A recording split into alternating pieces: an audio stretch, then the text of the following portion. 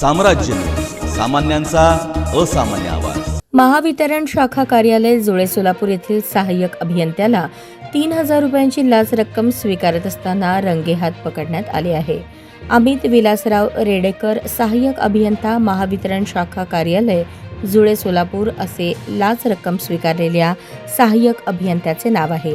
यातील तक्रारदार ग्राहक हे ग्राहकांच्या मागणीप्रमाणे घरावर सोलर सिस्टम बसवण्याचे कामकाज करत आहेत। जुळे सोलापुरात ग्राहकाच्या घरावरती वीज बिलानुसार 3.5 किलोवॅटचे सोलार सिस्टम बसवण्याकरता ऑनलाईन पद्धतीने अर्ज केला होता। सदरचा अर्ज जुळे सोलापूर येथील महावितरण कार्यालयाकडे प्राप्त झाला होता।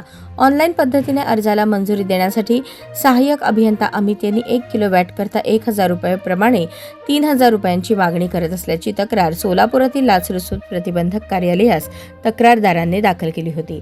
तक्रारदारांनी दिलेल्या तक्रारीवरून लाचलुचपत प्रतिबंधक विभागाच्या पथकाने पडताळणी करून महावितरण शाखा कार्यालय जुळे सोलापूर येथील सहाय्यक अभियंता अमित रेडेकर यांना 3,000 रुपयांची लाच रक्कम स्वतः स्वीकारताना पकडून विजापूर नाका पोलीस ठाण्यात भ्रष्टाचार प्रतिबंधक कायदा कलम 7 प्रमाणे गुन्हा दाखल करण्यात आला आहे।